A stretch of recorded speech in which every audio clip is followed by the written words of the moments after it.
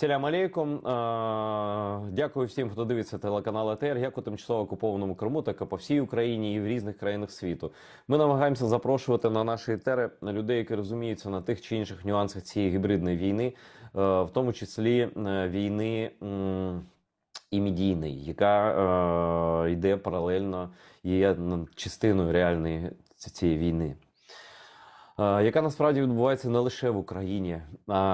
І сьогодні я хочу, щоб моя співрозмовниця, людина, яку я дуже поважаю, Інна Курочкіна, яка живе і працює в Празі, яка є разом з своїм чоловіком Андрієм працівниками Державної агенції Ічкерії, у вигнанні, звісно, і це Ахмед Закаєв, це уряд у вигнанні, і вони офіційна агенція, яка працює, я повторюю, в Празі.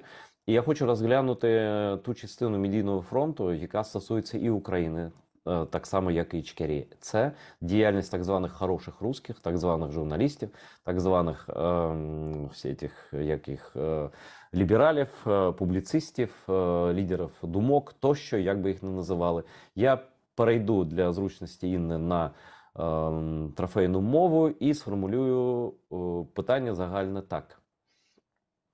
Инна, что бы ты сказала насчет деятельности таких разных, казалось бы, людей, которых я, в принципе, называю земноводными, поскольку это такие люди-амфибии. Они и в воде сухие, и на земле не пыльные, и кувыркаются, и переобуваются, и перепрыгивают с одной страны в другую, с одного СМИ в другое, говорят одно, потом другое.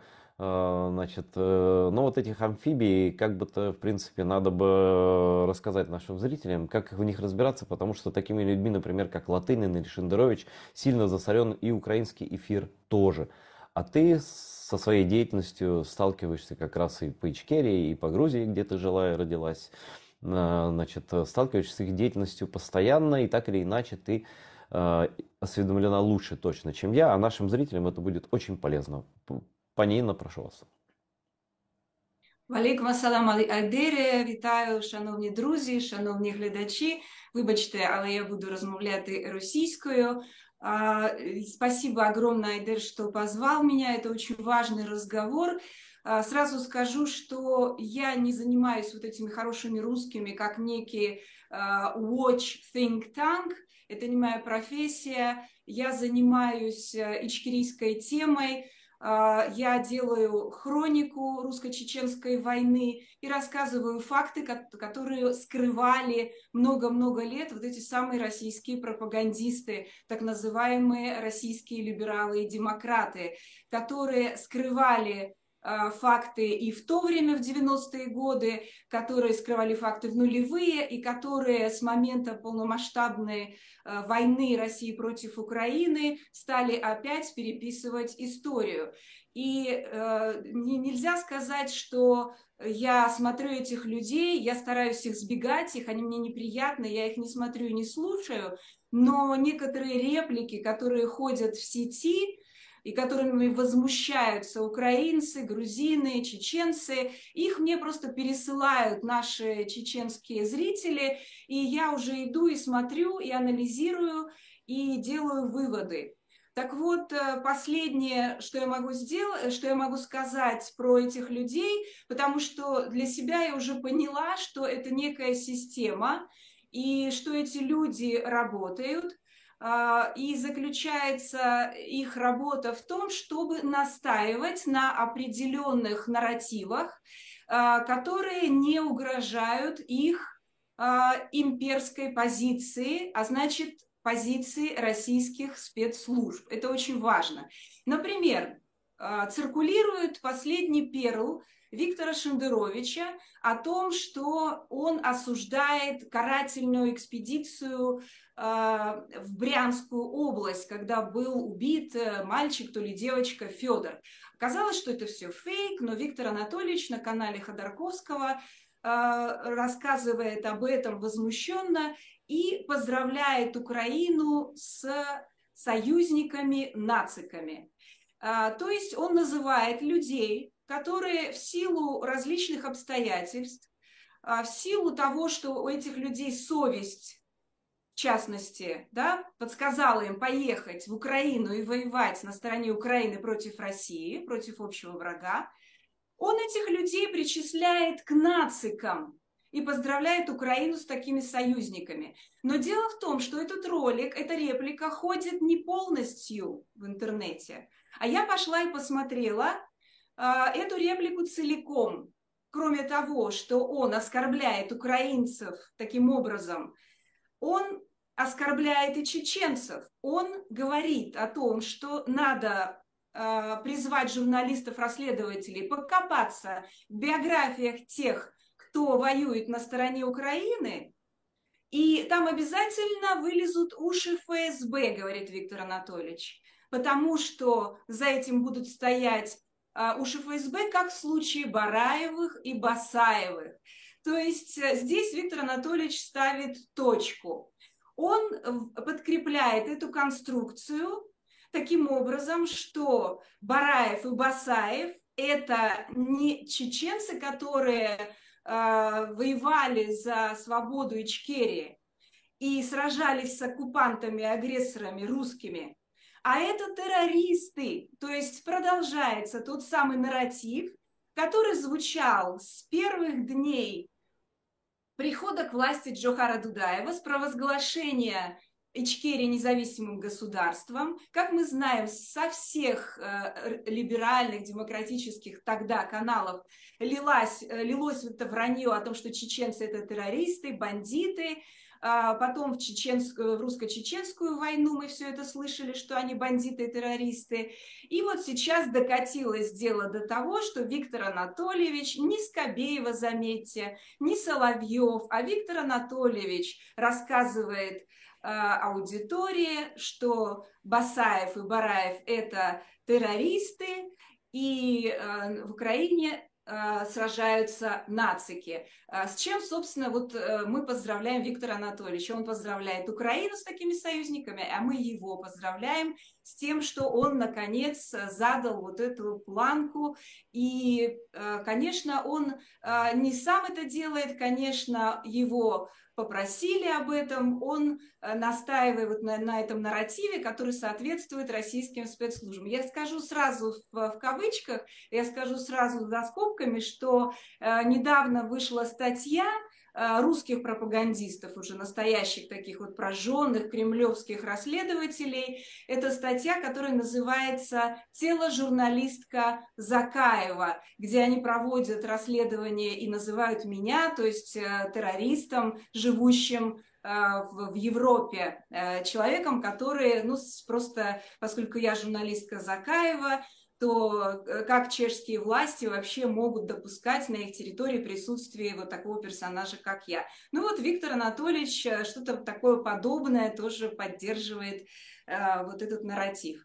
И, конечно, этот нарратив о том, что чеченцы – это террористы и никакая Ичкерия не независимое государство, это все коррелируется с общей позицией всех так называемых демократических, свободных российских СМИ, включая Радио Свободу.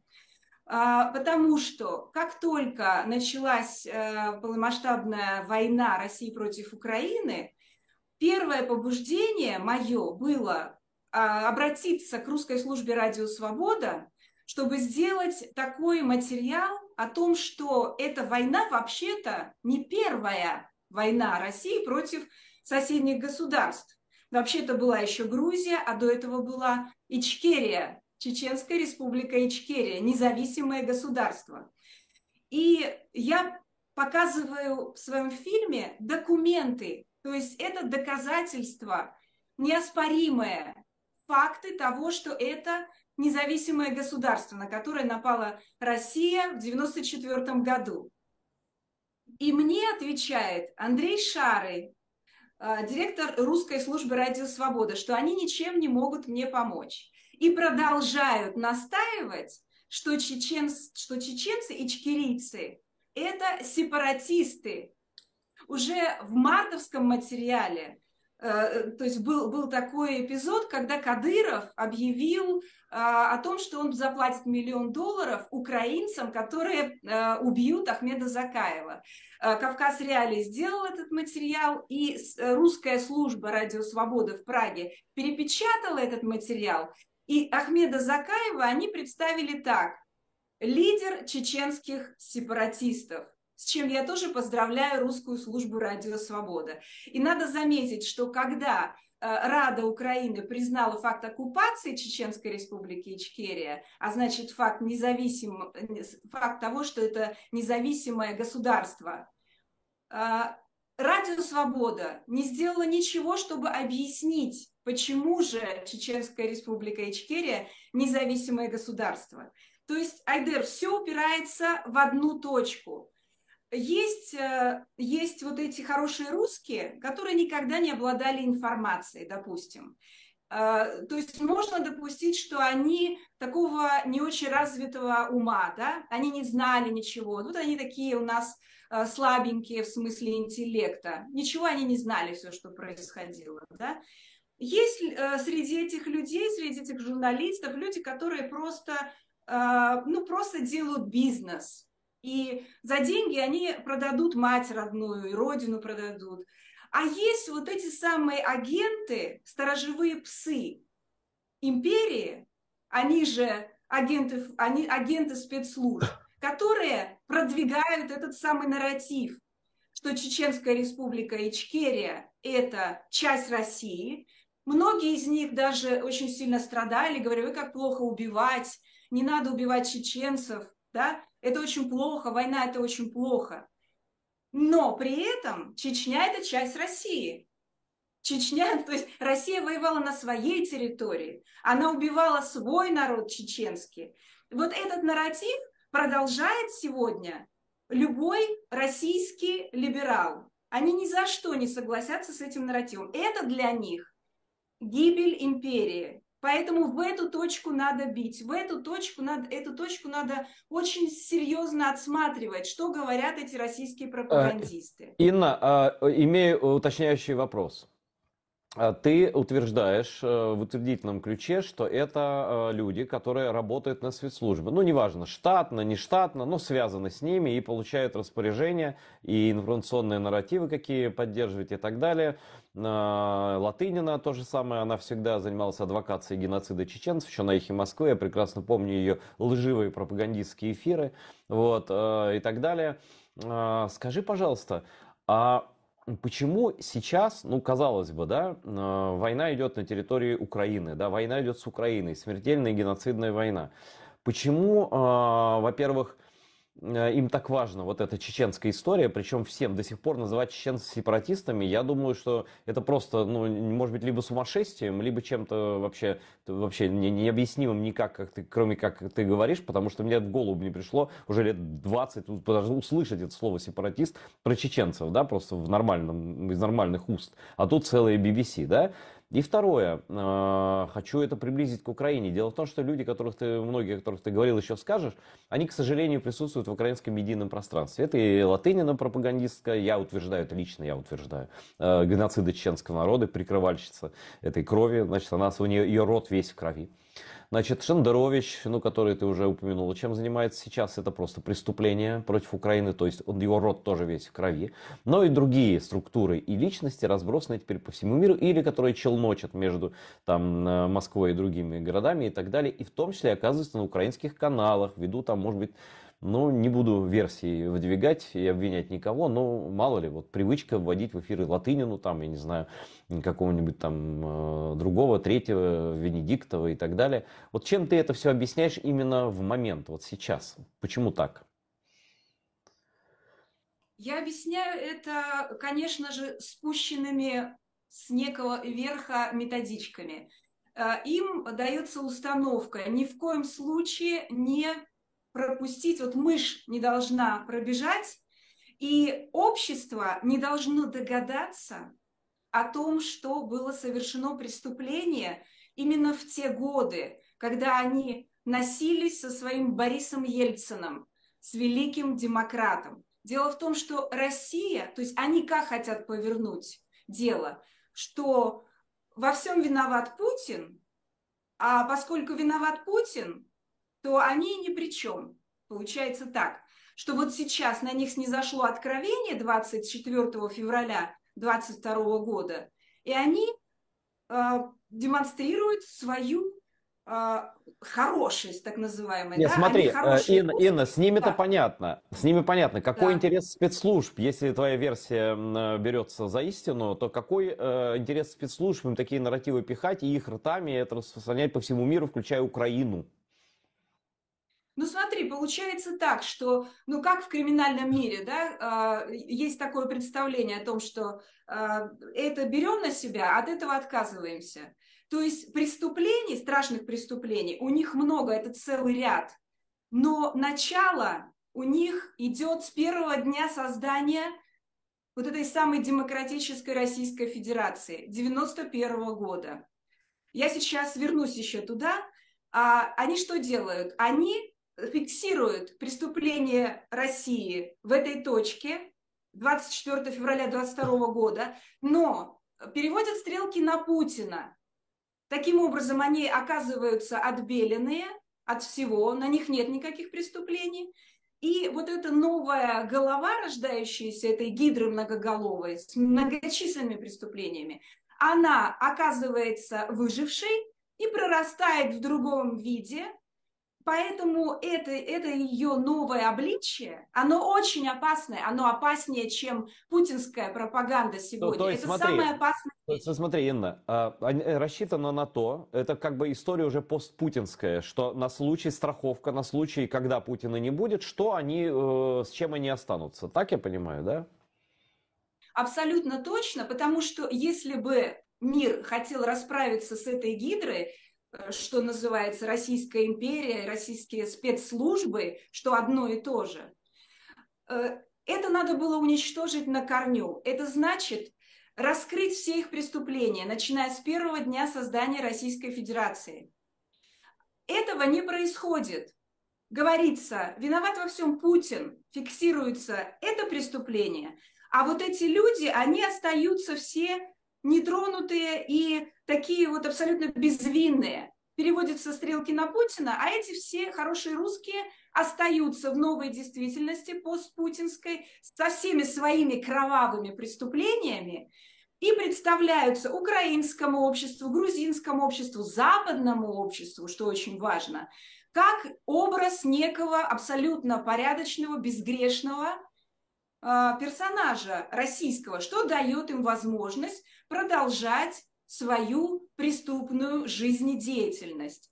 Так вот, пока мы не скроем преступления того времени, а это самое страшное преступление, начало войны против независимого государства Чеченская Республика Ичкерия, и что еще абсолютно не вскрыто, потому что недавно ко мне обратились даже украинские журналисты с просьбой дать информацию о перевороте в Грузии, который устроила Москва в декабре 1991 года против Звяда Гамсахурди.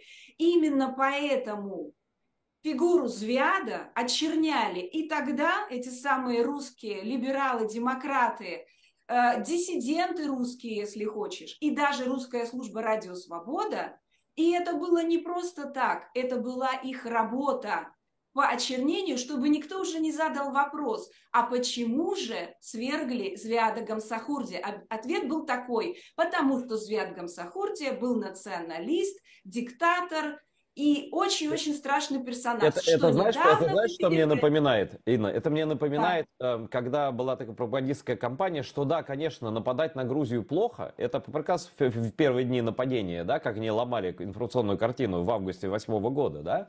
Конечно, нападать на Грузию это неправильно, это нехорошо, но все-таки Саакашвили сам первый начал, все-таки это он такой нервный, истеричка, галстук съел, это он открыл ящик Пандоры, это он двинул свои войска, умалчивая при этом, что 2 недели шел страшный обстрел там, 15, по-моему, окрестных сел, и провокатором был совсем не Саакашвили. Но это очень удобная версия, и русские либеральные журналисты такие: окей, Саакашвили, ну все не так однозначно, это уже достаточно, чтобы перестать защищать правду, да? Продолжай.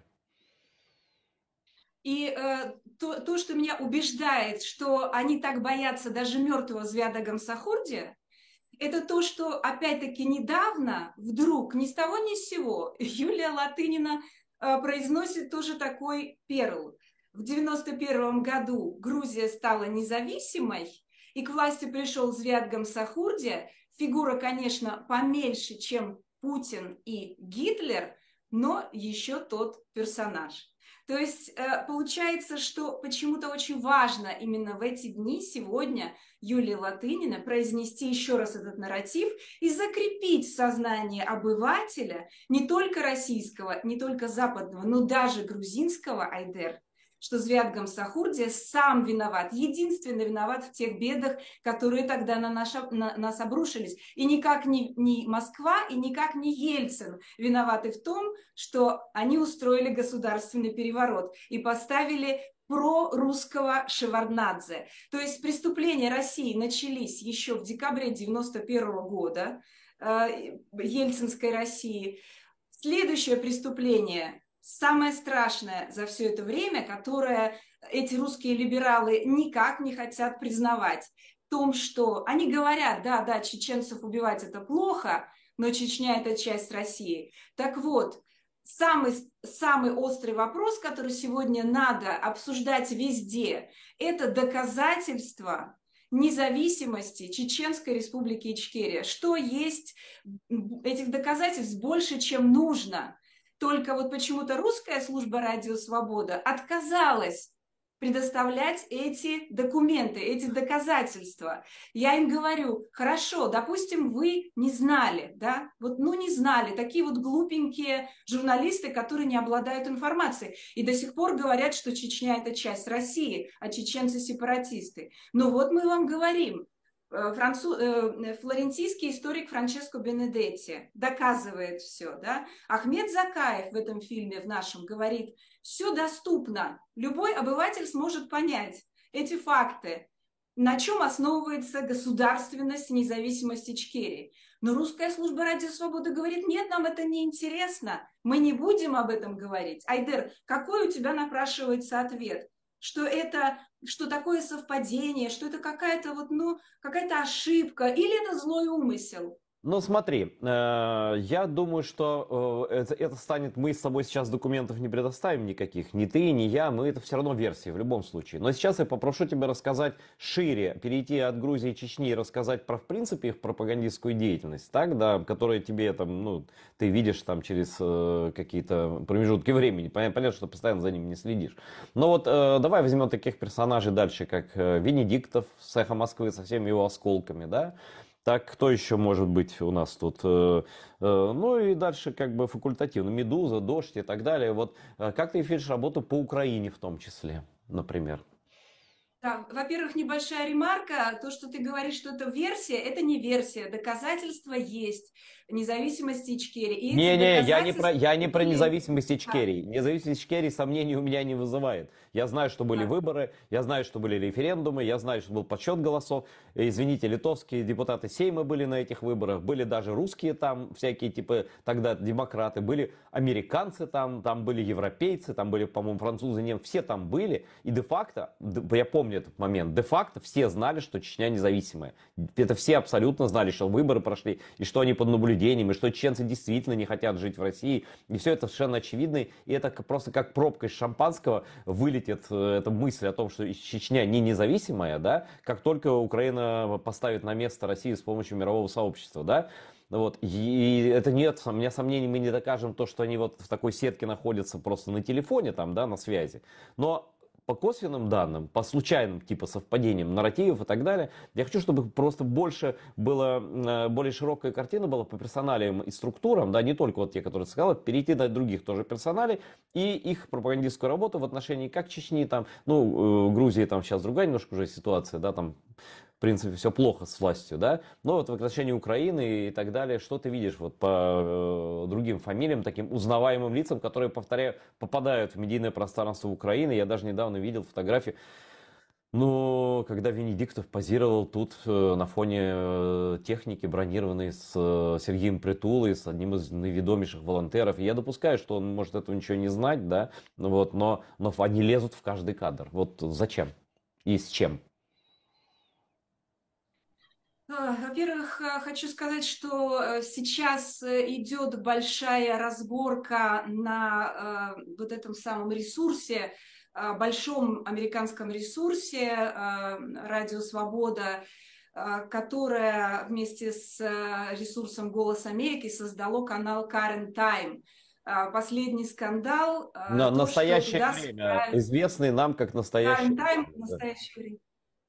Current Time, настоящее время, эти люди давно уже просто удивляют обывателей, которые не понимают, как на американском радио могут, как на американском ресурсе появляются такие нарративы очень странные, совершенно прорусские, пророссийские.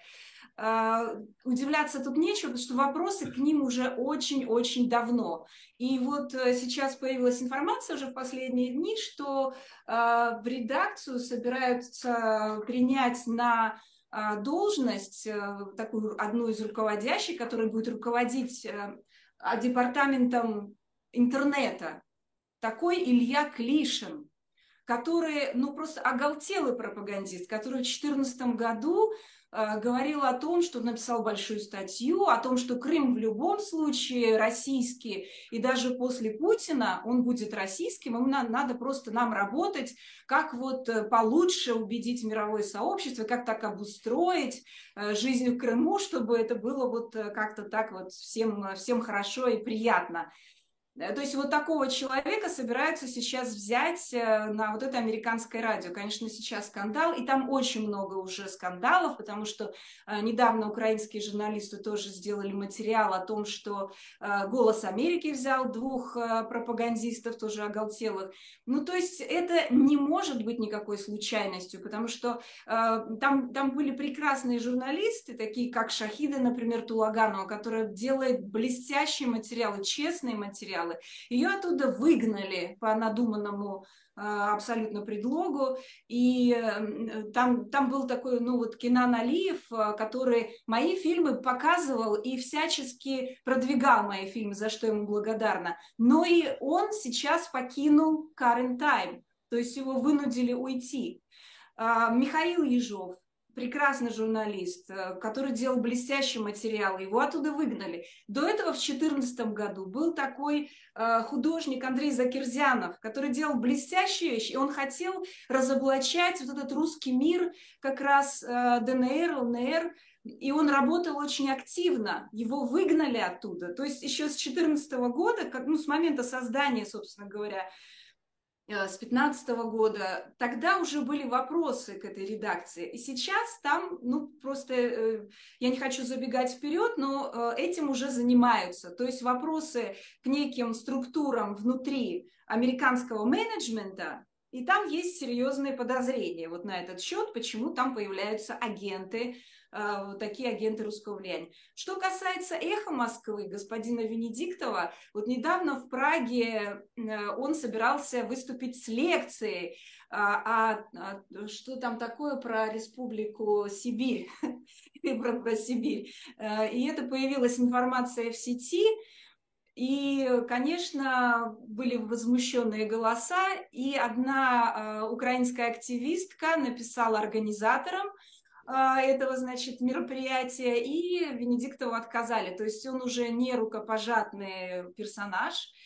И, конечно же, ну как он себя проявил в последнее время. Вот мы обсуждали с твоим коллегой Василием Зимой этот случай, когда он с Манским гуляет по Риге и говорит, что Женя Миронов, это же такое вот обезболивающее средство. Ну, поехал он туда, на Донбасс, да, или куда он там поехал, я не помню.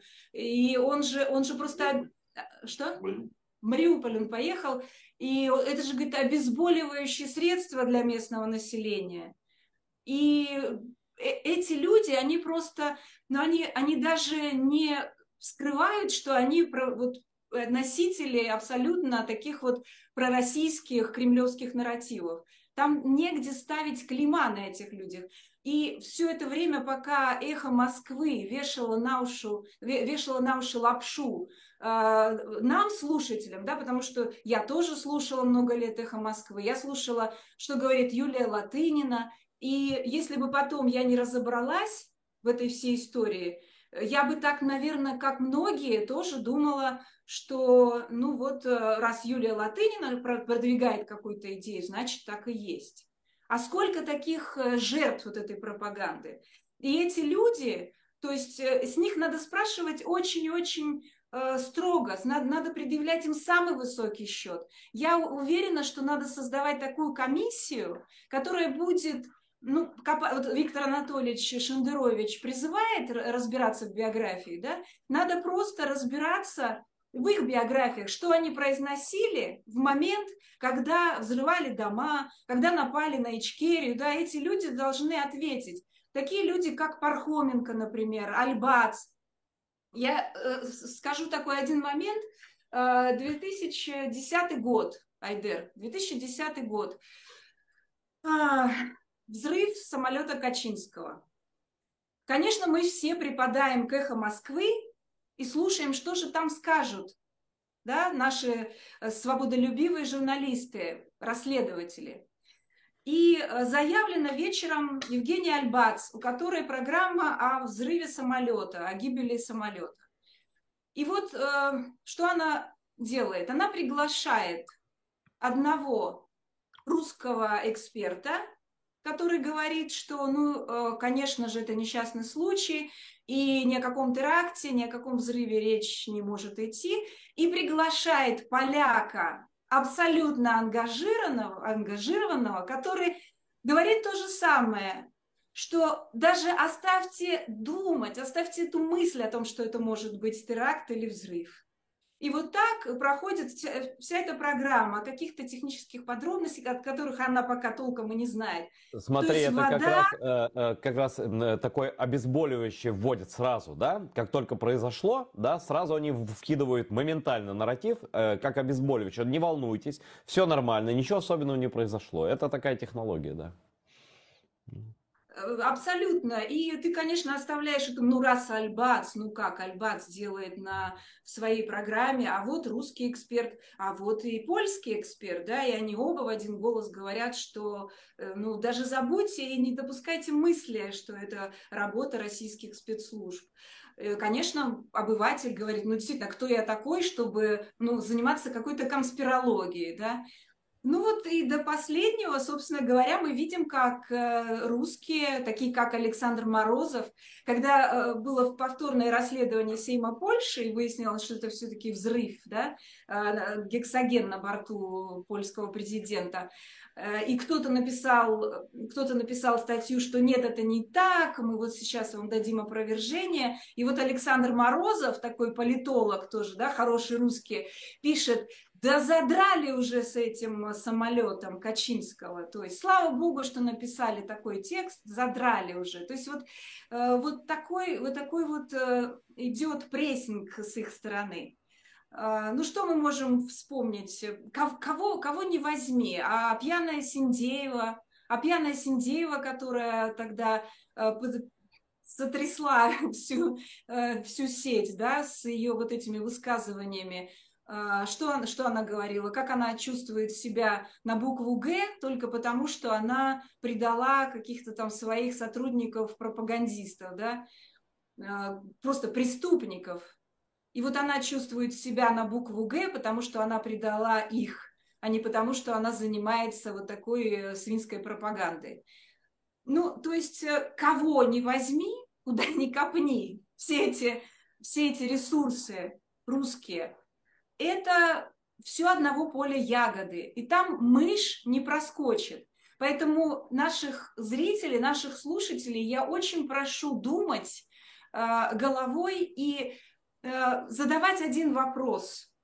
Эти люди признали независимость Ичкерии, как это сделала Украина? Эти люди признают ичкерийцев как людей, которые, как и украинцы, имели полное право себя защищать? Если да, тогда этому человеку можно доверять как минимум.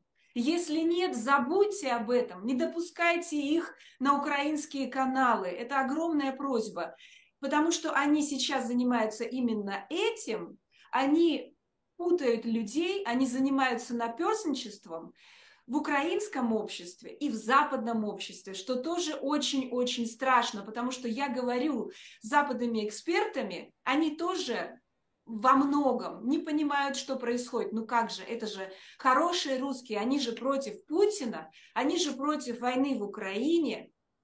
И объяснять им детали иногда приходится часами. Например, что касается, например, западного сообщества, оно во многом подвержено работе вот этих самых журналистов, которые занимались 20-летиями здесь, да, пропагандой. Я не понимаю, что... есть у нас в Праге специалист, который работает в think танке, в таком центре штурмовом, да, Kremlin Watch, Дэвид Стулик.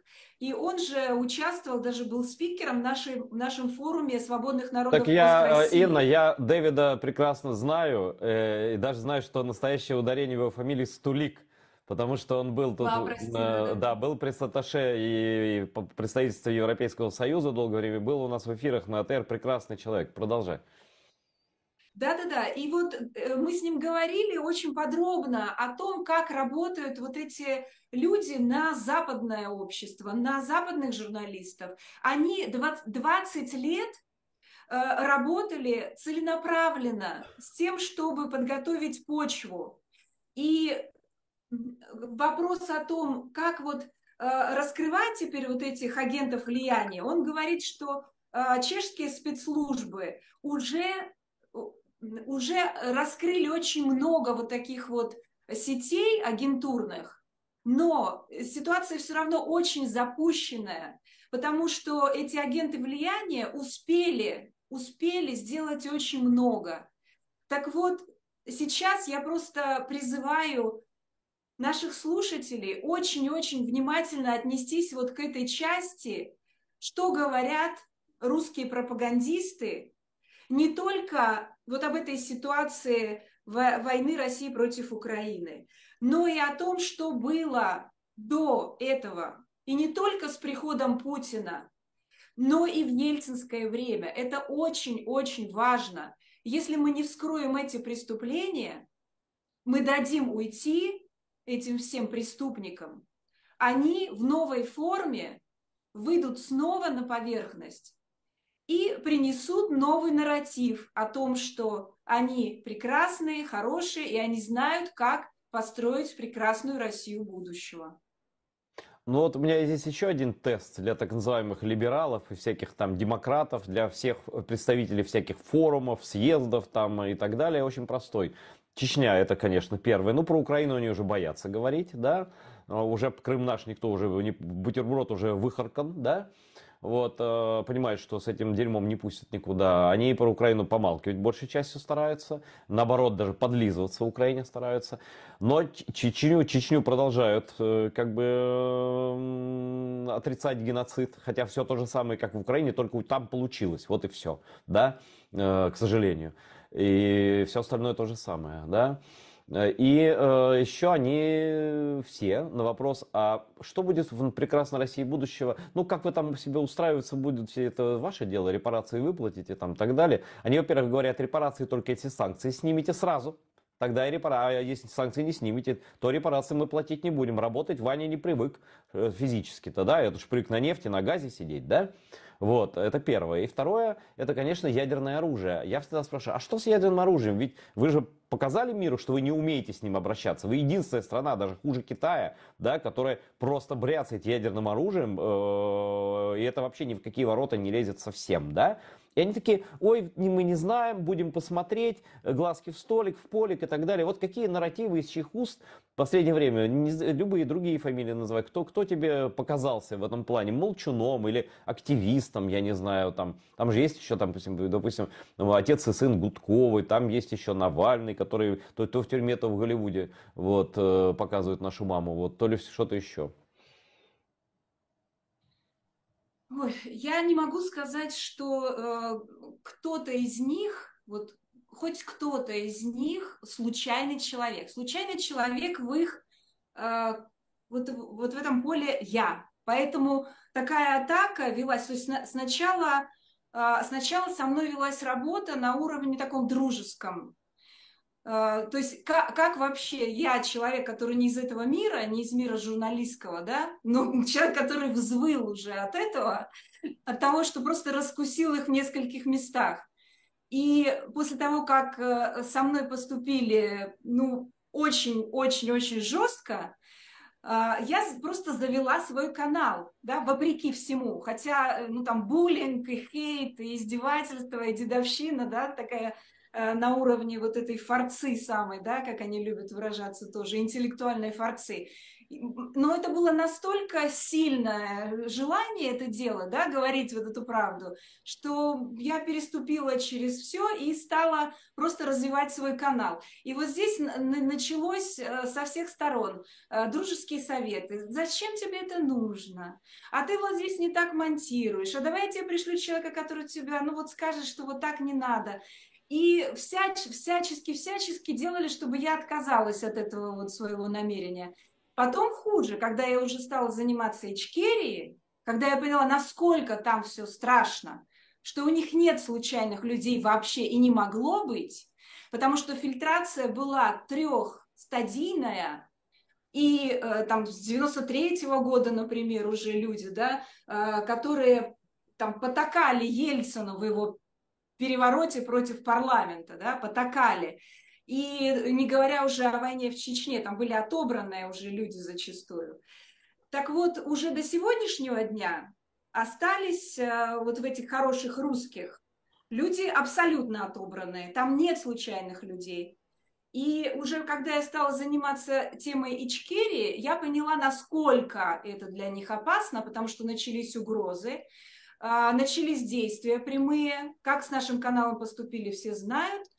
Вот и кого-то, одного хотя бы человека, который сказал: Инна, давай вместе это делать, вот давай говорить об Ичкерии, да, ой, знаешь, вот на меня снизошло откровение, я не знал, теперь вот я узнал. Этого не произошло, то есть наоборот, эти люди делают все, чтобы правда не прозвучала, а отец и сын Гудков, ну мы прекрасно знаем, как старший Гудков отреагировал, когда Рада Украины признала факт независимости Ичкерии. Он выступил на канале в интервью Питера Залмаева, да, насколько я помню, и сказал, что ну, этот факт настолько незначительный, что это просто такая ответка на признание Херсонской Но ты области. знаешь, я тебе скажу так. Вот раз он и говорят, что это незначительный факт, значит, как раз для них это имеет важнейшее значение. Вот, самое важное. Да-да-да. Что касается Гудкова сына, лично я его спрашивала перед полномасштабной войной в Украине. Он оказался у нас в Праге в студии, потому что кто-то попросил, у него не было камеры, надо было ему воспользоваться нашей аппаратурой. Вот он проезжал, как говорится, заехал в нашу студию. И потом я его спросила: скажи, пожалуйста, почему ты не можешь сказать публично, что Крым – это Украина? Тогда он этого не говорил. Он говорит: ну я же политик, я не имею права так говорить. Но он, Хотя, слушай, он от меня этот Дима Гудков по всему Киеву бегал. Давал интервью только своим бывшим русским, которые не задавали ему этот вопрос. Видимо, обещали не задавать. Он такой сидел красиво, ногу на ногу, рассуждал обо всем. Только не про Крым, пожалуйста. Да, ну продолжай. нет, я хочу сказать, что теперь он почему-то выступает на украинских каналах, и почему-то украинская аудитория его слушает. Ну, то есть, конечно, надо на украинских каналах в первую очередь задавать эту планку. Раз уж вы говорите о том, что Ичкерия – это независимое государство, и она ничем не отличается в этом смысле от Украины, то давайте будем последовательны и давайте эти вопросы задавать вот этим самым хорошим русским.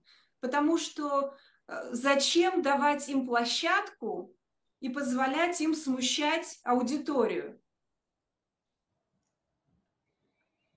Ну, понятно, в общем и целом, да. Я просто... Спасибо тебе, во-первых, за то, что ты делаешь. У нас еще есть время, на самом деле, 5 минут у нас есть. И я бы хотел, чтобы ты дала свой прогноз по поводу этих людей. Все-таки, так или иначе, они прокалываются. Шендерович прокололся, и это заметили, наверное, многие. В Украине так точно, да. Венедиктов постоянно прокалывается. То они не террористы, случайно в вокзал попали в людей в Краматорске. Все, они случайно. Военных преступлений нет. Паники нет, военных преступлений нет, да, и так далее. Вот скажи мне, какую ты судьбу им предрекаешь все-таки в будущем? И возможно ли и нужно ли в рамках вот этого гибридного суда трибунала, о котором уже американцы говорят, то есть украинского международного трибунала, создать отдельную секцию для вот этих гибридных пропагандистов и разобрать их деятельность по полочкам с вопросами, ответами, точнее с допросами и ответами?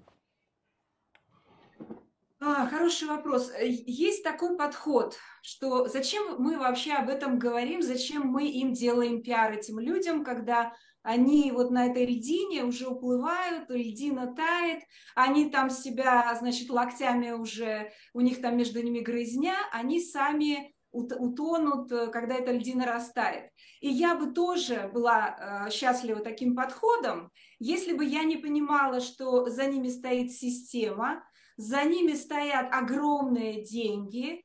Эти деньги исходят, к сожалению, не только из каких-то там российских источников, но и зачастую из американских, европейских источников, потому что там находятся много лет засланные агенты русского мира. Они находятся в среде вот этих фондов американских и европейских. И это большая мафия.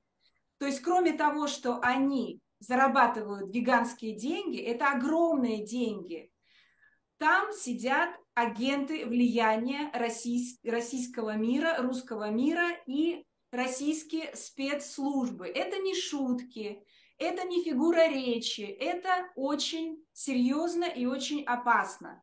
Недавно в Гудзоновском институте, Хадсон институт в Вашингтоне, была очень серьезная и очень существенная и значимая дискуссия, в которой принимали участие аналитики Jamestown Foundation и многих других институций. Это ведущие аналитики, слово которых очень много весит для вообще политики Соединенных Штатов.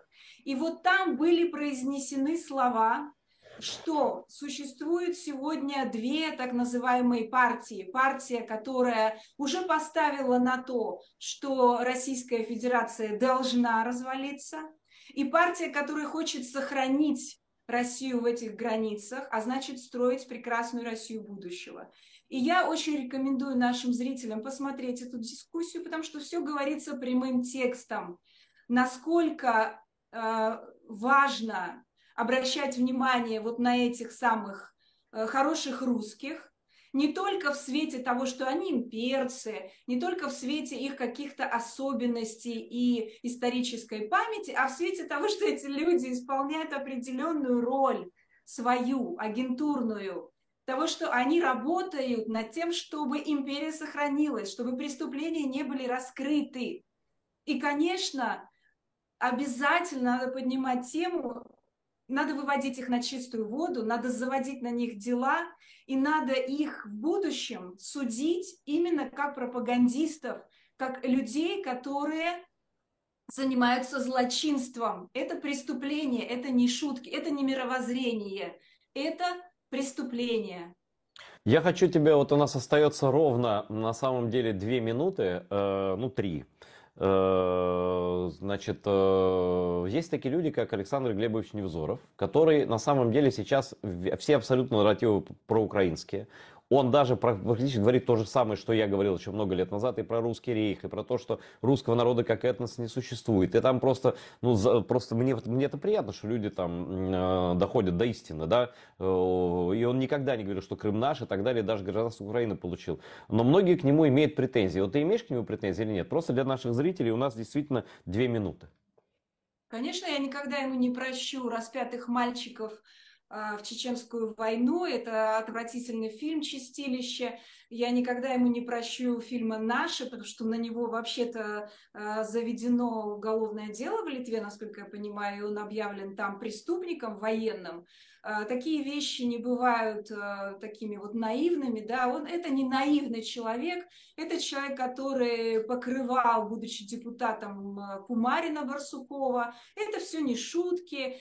И сейчас то, что этот человек, это обычная схема, как я уже говорила, да, здесь признаемся, но переводим стрелки на Путина, а здесь не признаемся. Поэтому это обычная схема, обычная осознанная схема. И не надо заблуждаться, что этот человек как-то что-то осознал и теперь на стороне Украины. Украинцы должны быть очень в этом смысле разборчивы, потому что у украинцев есть свои герои, которые в 90-е годы еще говорили, которые были вместе с ичкерийцами. Вот надо их восстанавливать, выступления, да, таких людей, как Виталий Бакевич, как Вячеслав Черновил, что они тогда говорили.